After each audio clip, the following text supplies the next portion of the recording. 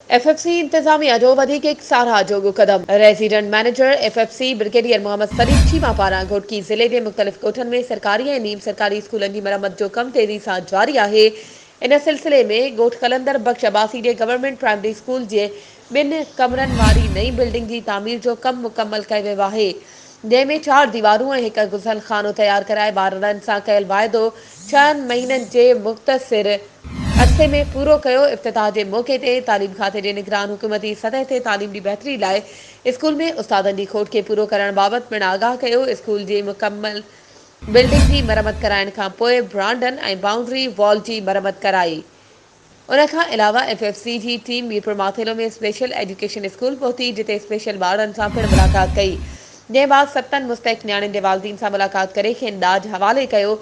इन मौके ते मुस्तहिक न्याणियुनि दुआउनि सां गॾु brigadier Mohammad Saleem Cheema, colonel Shakeel Chattha, colonel Shujaat Minhas, PRO Amanullah Shar, Ahmed Ali Sooro ऐं ॿियनि जो शुक्रियो अदा कयो।